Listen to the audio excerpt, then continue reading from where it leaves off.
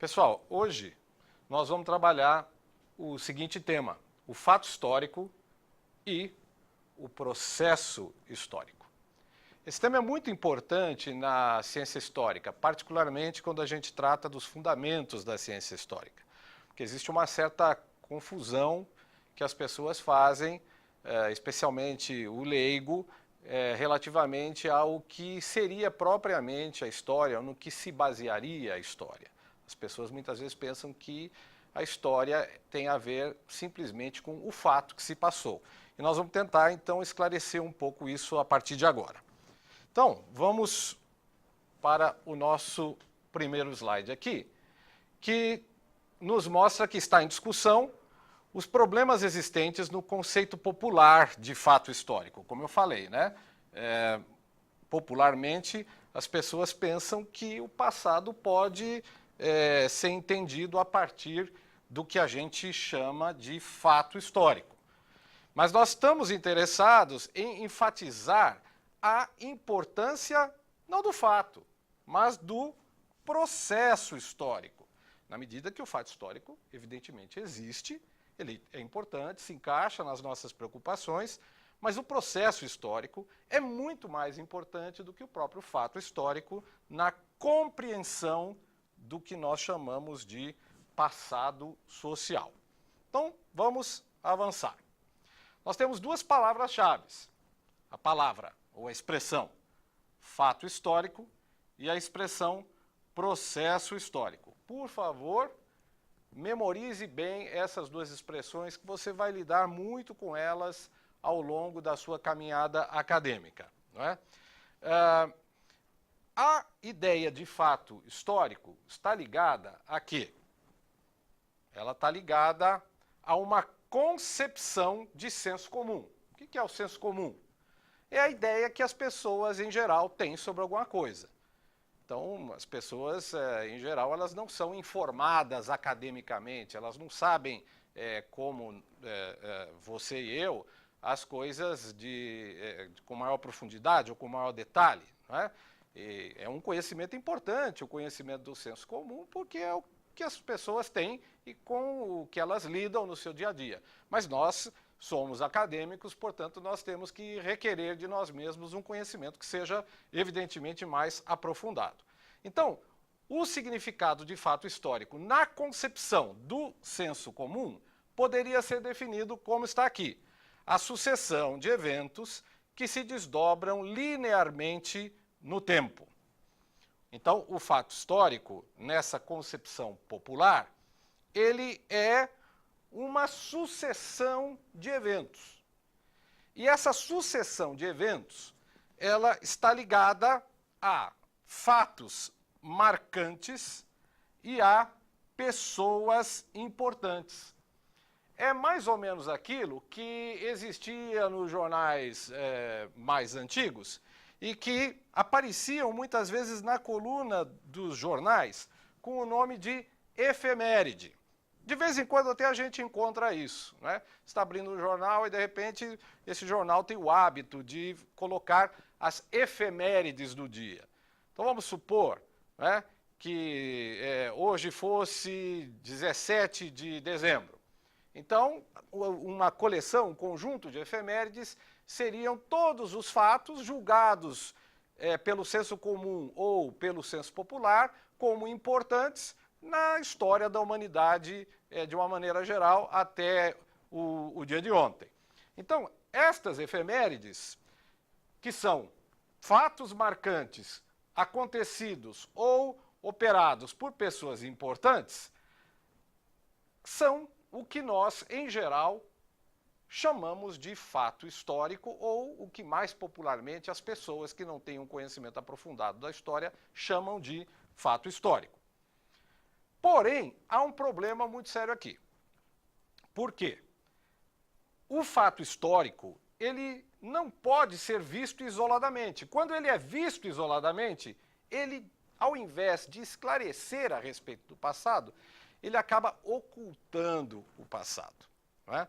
Porque aqui nós temos um equívoco conceitual relativamente a quem pensa que história é a coleção das efemérides, ou a coleção dos eventos ou dos fatos acontecidos com pessoas importantes e em datas que as pessoas julgam importantes. Quando você faz isso, quando você considera apenas a história a sucessão de fatos importantes, você está eliminando, não é, todos os outros fatos operados pelas pessoas, realizados pelas pessoas. E, evidentemente, esses fatos também são históricos.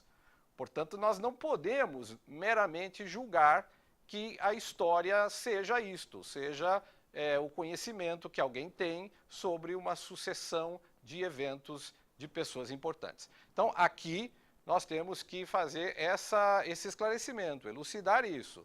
Nós não podemos manter aquela ideia do senso comum de que fato histórico seja apenas isso.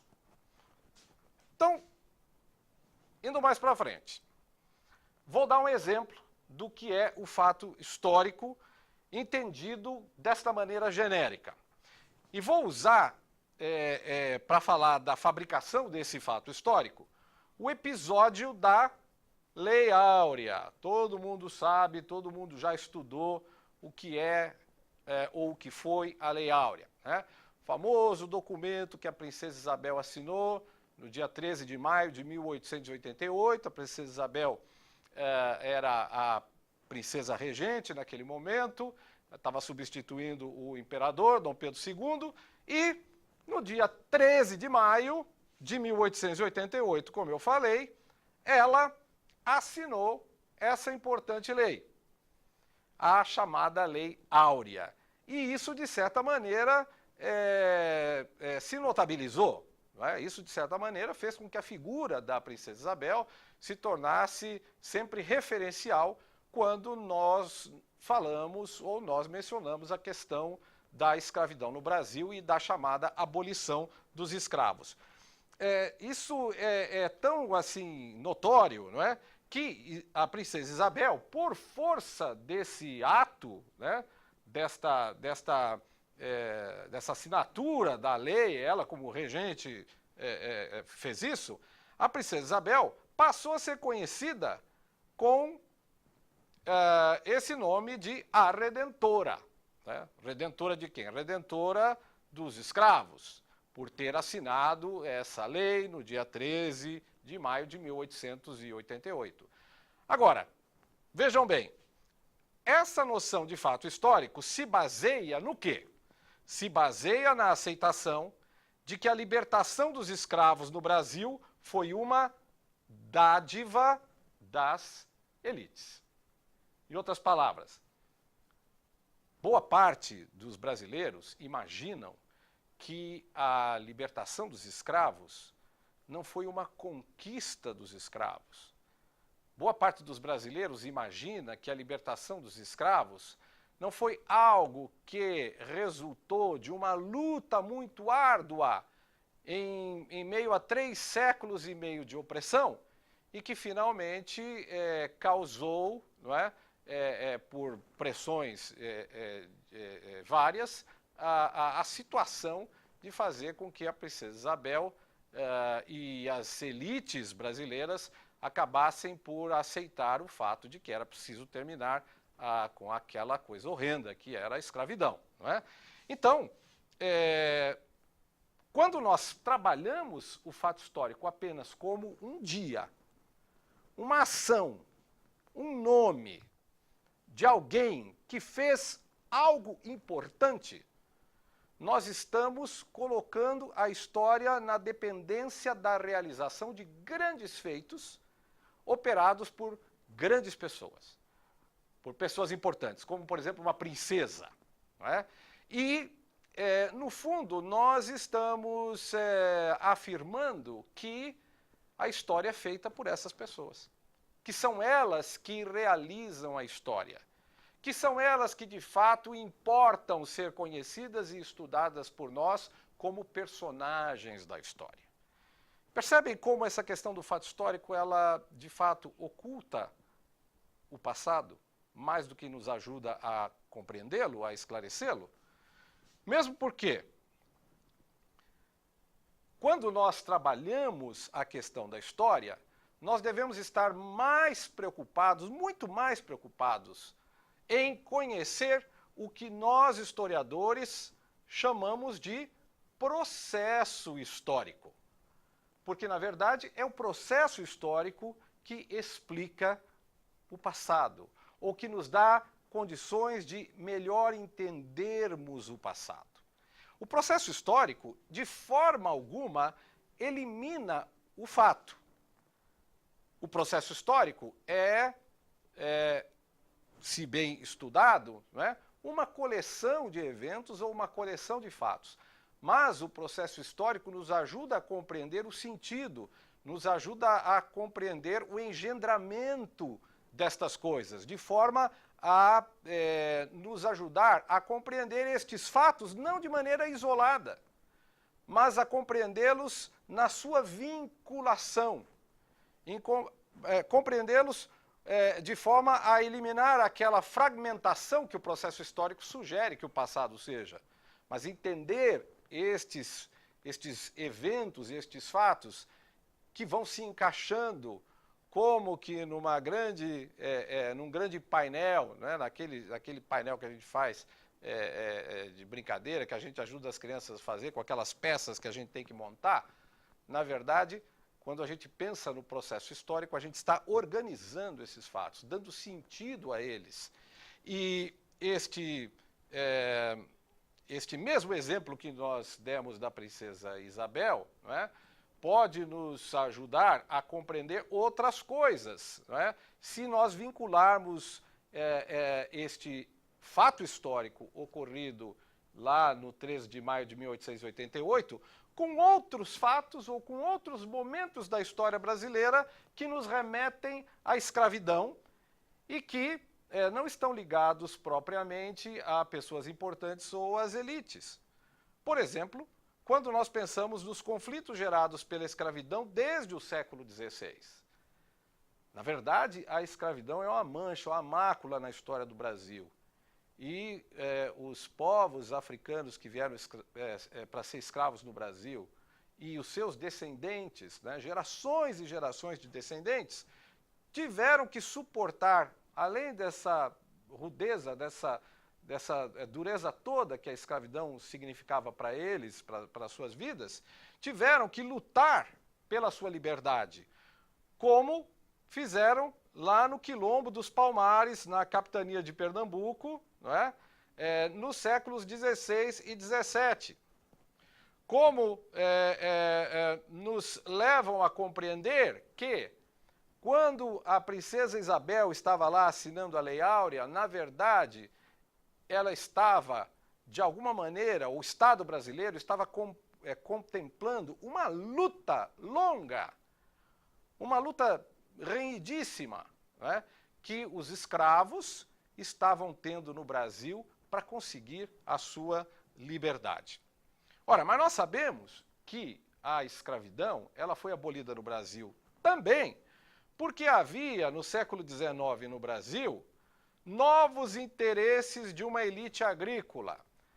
Essa mesma elite que manteve por tanto tempo a escravidão e que escravizava daquela forma cruel, porque precisava da mão de obra escrava para tocar os engenhos de açúcar, né? E o ciclo do açúcar no Brasil é um tema importantíssimo que vocês certamente vão estudar aí mais para frente.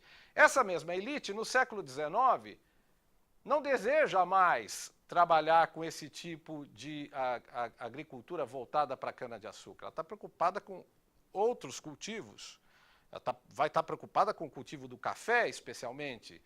E ela entende que o escravo já não se encaixa mais como a mão de obra ideal para esse novo tipo de cultivo, para essa nova realidade que ela deseja, que ela já tem, mas que ela quer ver melhorada para atender seus interesses. Então nós temos um outro problema aqui, não é, para nos levar a compreender a questão da libertação dos escravos. Não é só a luta dos escravos propriamente, mas são esses novos interesses da elite agrícola que serviram para pressionar o Estado a fim de que ele decretasse a libertação dos escravos. E, evidentemente, nós poderíamos falar também dos ares liberais da Revolução Francesa, ou seja, de como o discurso libertário da Revolução Francesa, lá de 1789, acabou chegando no Brasil, e isso, de alguma forma, também contribuiu para sensibilizar algumas pessoas e o discurso em favor dos valores que a Revolução Francesa defendia poderiam ser vistos no discurso dos chamados, especialmente dos chamados liberais no Brasil. Estes liberais no Brasil foram conhecidos como os abolicionistas e participaram de um movimento abolicionista no Brasil que, em anos anteriores à própria libertação dos escravos, foi muito importante no sentido de conscientizar a sociedade brasileira daquele erro que cometia há tanto tempo, há 3 séculos e meio. Então, claro, estou explicando de uma maneira muito rápida aqui, isso aqui é meramente uma síntese que eu estou fazendo, mas apenas para tentar mostrar para vocês que o fato histórico, ele, na verdade, não se explica, ou praticamente não explica nada, se ele não estiver encaixado e entendido dentro desse conjunto de coisas que estavam acontecendo ao longo do tempo e que compõem, portanto, o que nós chamamos de processo histórico. Repito, então o processo histórico é, na verdade, muito mais importante. Por quê? Porque no processo histórico, ideias e interesses, não só individuais, não só localizados, mas ideias e interesses coletivos, muitas vezes, ideias e interesses até contraditórios, estão em jogo, de tal maneira a determinar o caminho da história e a explicar por que as coisas acontecem desse ou daquele jeito. Para concluir, eu acho que a gente tem condições, então, de dizer que, na verdade, os rumos da história são deliberados ou determinados pelos conflitos sociais. A história, ela é resultante das divergências, das diferenças, dos conflitos, das classes, dos grupos, das pessoas. E que o evento, ou o que estamos chamando de fato histórico, está sempre encaixado no pensamento e na prática coletiva, ou seja, no elenco dos processos em curso. Dentro desses processos, nós podemos ver estes conflitos sociais. E, evidentemente, dentro desses conflitos sociais, como resultante de todos esses interesses, dessas ações e dessas atitudes, nós temos as ações humanas que definem a história. O fato histórico se encaixa no processo histórico, e é o processo histórico que é muito mais importante ser conhecido por nós, para que nós, de fato, compreendamos isto que nós chamamos de passado das sociedades humanas. Até lá, por hoje é só.